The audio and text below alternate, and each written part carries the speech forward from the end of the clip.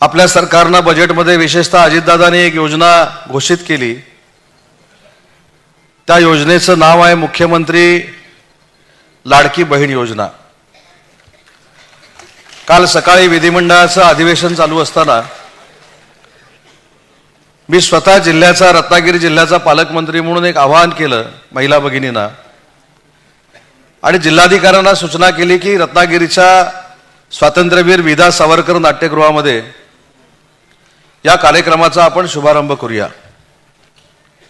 आपल्याला आश्चर्य वाटेल, काल सकाळी 11 वाजता सूचना केल्यानंतर आतापर्यंत सकाळी 9 वाजल्यापासून आतापर्यंत 5300 महिला भगिनींचे फॉर्म भरून आपण रजिस्ट्रेशन करण्यामध्ये यशस्वी झालो। हे मी उदाहरण एवढ्यासाठीच देतोय, सरकारनं 2 वर्षामध्ये आणलेल्या ज्या योजना आहेत या सर्वसामान्य लोकांसाठी आहेत, सर्वसामान्य घटकांसाठी आहेत। फक्त या योजना जर आपण प्रामाणिकपणानं महायुतीमार्फत त्या घटकापर्यंत पोहोचवण्याचा प्रयत्न केला तर फार मोठी महायुतीची ताकद संपूर्ण महाराष्ट्रामध्ये उभी राहू शकते। एवढ्या ताकदीच्या योजना माननीय एकनाथ शिंदे साहेबांनी, देवेंद्रजी आणि अजितदादांनी आपल्याला या बजेटमध्ये दिलेल्या आहेत। या योजनेचं अजून एक वैशिष्ट्य आहे की सोशल मीडिया आपण मानतो, इलेक्ट्रॉनिक मीडियाला देखील मानतो, वर्तमानपत्रांना देखील आपण मानतो, परंतु ज्या दिवशी या योजनेची घोषणा झाली आणि या योजनेची अंमलबजावणी सुरू झाली, कुठच्याही मीडियाची आवश्यकता आपल्याला भासली नाही। हजारो महिला या योजनेचा लाभ घेण्यासाठी स्वतःहून सेतू केंद्रावर दाखल झालेल्या आहेत। आणि हे सगळं बघितल्यानंतर विरोधकांच्या स्वाभाविक आहे, पोटात गोळा उठणं, पोटसूळ उठणं, पायाखालची वाळू सरकणं हे स्वाभाविक आहे। मग काही लोकांनी टीका केली की फॉर्मवर नरेंद्र मोदी साहेबांचा फोटो कशासाठी आहे, फॉर्मवर एकनाथ शिंदे साहेबांचा फोटो कशासाठी आहे, फॉर्मवर देवेंद्रजींचा फोटो कशासाठी आहे, अजितदादांचा फोटो कशासाठी आहे, या अनेक शंका काही लोकांनी निर्माण केल्या। आणि सुरुवातीला त्यांना असं वाटलं होतं की ही योजना फक्त राजकारण आणि मतदान समोर डोळ्यासमोर ठेवून केलेली आहे, पण त्या योजनेमुळं महाराष्ट्रातला माहोल बदललाय हे आपल्या सगळ्यांना मान्य करावं लागेल। आणि म्हणून महायुतीच्या सगळ्याच पदाधिकाऱ्यांना मला विनंती करायची आहे की महिलांसाठी ज्या योजना पूर्वी जाहीर केलेल्या होत्या आणि या बजेटमध्ये जाहीर झालेल्या आहेत, या जर महिला पदाधिकाऱ्यांनी युवा सेना असेल, युवा मोर्चा असेल, राष्ट्रवादी युवक काँग्रेस असेल, तिन्ही पक्षांच्या आघाड्या असतील, मित्र पक्षांच्या आघाड्या असतील, आमचे सगळे नेते असतील, यांनी पुढाकार घेऊन जर लोकांपर्यंत पोहोचवण्याचा प्रयत्न केला तर भविष्यामध्ये यश आपलंच आहे हे समजायला काही हरकत नाही। परंतु आपण योजना कशा पद्धतीनं लोकांपर्यंत पोहोचवतोय याच्यावर आपलं यश अवलंबून आहे। दुसरी एक योजना आहे ज्याच्यामुळे खऱ्या अर्थानं विरोधक गॅसवर गेलेले आहेत, ती म्हणजे महिलांच्या नियोजनामध्ये गॅस सिलेंडरचं नियोजन करण्याचा निर्णय देखील महाराष्ट्र सरकारने घेतला आणि एका वर्षामध्ये 3 गॅस मोफत देण्याचा ऐतिहासिक निर्णय आपल्या सरकारने घेतला आणि महिलांवरचं आर्थिक बर्डन जे होतं ते बाजूला करण्यामध्ये सरकारने पुढाकार घेतला। ही देखील योजना लोकांपर्यंत पोहोचवली पाहिजे। तिसरी योजना आपल्या सगळ्यांना माहिती आहे की शुभमंगल योजना म्हणून जी आहे, ज्याला 10,000 रुपये आपण देत होतो, ती आता 25,000 रुपये झालेली आहेत। लेक लाडकी योजना देखील 18व्या वर्षी जेव्हा मुलगी होईल तिच्या खात्यामध्ये 1,05,000 रुपये हे शासनामार्फत मिळणार आहेत। अशा अनेक योजना महिलांच्या माध्यमातून सरकारनं पुढे आणलेल्या आहेत, परंतु या योजनांचा उपयोग आपण आपल्या संघटनांसाठी, महायुतीचा प्रचार करण्यासाठी देखील केला पाहिजे।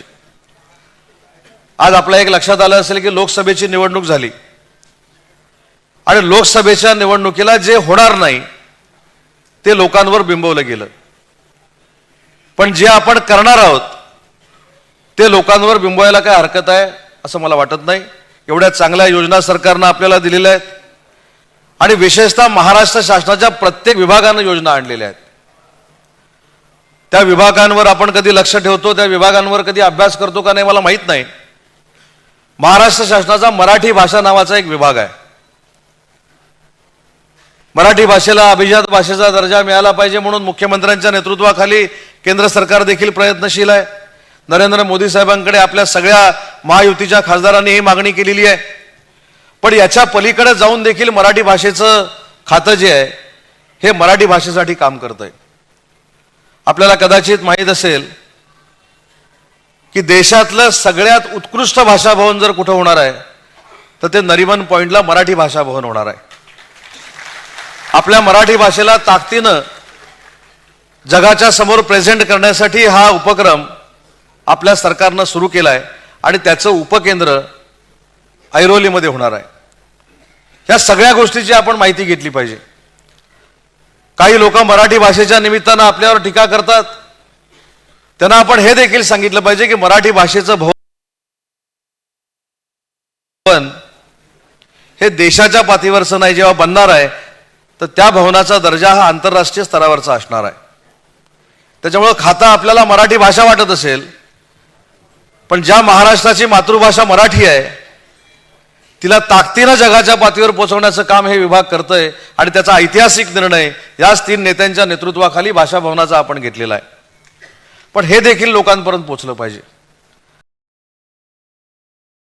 उद्योग विभाग, त्या विभागाबद्दल देखील अनेक फेक नरेटिव्ह सेट करण्याचा प्रयत्न या निवडणुकीमध्ये झाला. परंतु मी जबाबदारीनं सांगेन, मागच्या 3 वर्षापूर्वी आपलं राज्य परकीय गुंतवणुकीमध्ये 3 नंबरला होतं. त्याच्या पुढच्या वर्षी 2 नंबरला होतं. परंतु 2 वर्षापूर्वी जो चमत्कार घडला, एकनाथ शिंदेसाहेब राज्याचे मुख्यमंत्री झाले, देवेंद्रजी उपमुख्यमंत्री झाले, अजितदादा उपमुख्यमंत्री झाले. मला सांगताना अभिमान वाटतो, सलग 2 वर्ष पुन्हा एकदा परकीय गुंतवणुकीमध्ये महाराष्ट्र 1 नंबरला आहे आणि भविष्यामध्ये 25 वर्ष तो आम्ही तसाच ठेवणार आहोत. पण अनेक पदाधिकाऱ्यांच्या मनामध्ये शंका असेल की ज्या काय विरोधकांनी, युवा नेत्यांनी सगळ्या पत्रकार परिषदा घेतल्या त्या खऱ्या आहेत का, असा एक काहीतरी प्रश्न आपल्या सगळ्यांच्या मनामध्ये निर्माण झाला असेल. पण त्याच्या पुढचं पाऊल सांगतो. केंद्र सरकारनं 8 दिवसापूर्वी देशाच्या पातळीवर सगळ्यात स्टार्टअप कुठे 2 वर्षामध्ये सुरू झालेत याचा देखील सर्वे केला आणि हा देखील या सरकारच्या कामाचा लेखाजोखा आहे की केंद्र सरकारनं जाहीर केलं की 18,000 ते 22,000 स्टार्टअप सुरू करून आपलं राज्य, महाराष्ट्र राज्य हे देशामध्ये स्टार्टअपमध्ये देखील 1 नंबरला राहिलेलं आहे. रोजगार देण्यामध्ये देखील आपलं राज्य 1 नंबरला आहे. आणि सगळ्यात महत्त्वाची गोष्ट की मुख्यमंत्री रोजगार निर्मिती योजना नावाची एक जी योजना आहे, या 5 वर्षाचा जर आपण आलेख बघितला तर मागच्या 3 वर्षात फक्त 6,000 उद्योजक निर्माण करण्यामध्ये आपल्याला यश मिळालं होतं. या वर्षी आपण 36,000 उद्योजक निर्माण केलं. हे आपल्या सरकारचं काम आहे आणि हे काम आपण लोकांपर्यंत पोहोचवलं पाहिजे. वेदांता फॉस्कॉन गेला, एअरबस गेलं, हा प्रकल्प गेला, तो प्रकल्प गेला.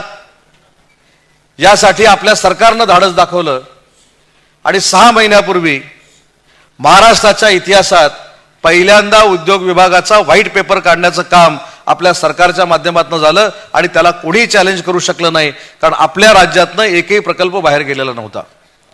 परवा देखील कोणीतरी सांगितलं की गेल इंडिया परराज्यामध्ये निघून गेली. ज्या कंपनीनं आपल्याकडे अर्जच केला नाही, ज्या कंपनीनं आपल्याकडे काही मागणीच केली नाही, ती जर दुसऱ्या राज्यामध्ये गेली तर ती महाराष्ट्रातनं गेली असं सांगण्याचा अपप्रचार जे करतायत त्यांना देखील आपल्या पदाधिकाऱ्यांनी उत्तर दिलं पाहिजे. आणि एकच प्रश्न विरोधकांना विचारला पाहिजे की कोकणच्या रिफायनरीबाबत आपलं म्हणणं काय आहे. राज्याचा उद्योगमंत्री म्हणून काम करत असताना रिफायनरीच्या बाबतीतली स्पष्टपणाची भूमिका आम्ही सगळ्यांनी मांडली. परंतु आपले जे विरोधक आहेत, विशेषतः उबाटाचे जे पदाधिकारी आहेत, पूर्वीचे जे खासदार होते कोकणातले, माननीय राज्याचे उपमुख्यमंत्री अजितदादांचे या ठिकाणी आगमन झालेलं आहे. प्रदेशाध्यक्ष सुनील तटकरे साहेबांचं देखील आगमन झालेलं आहे.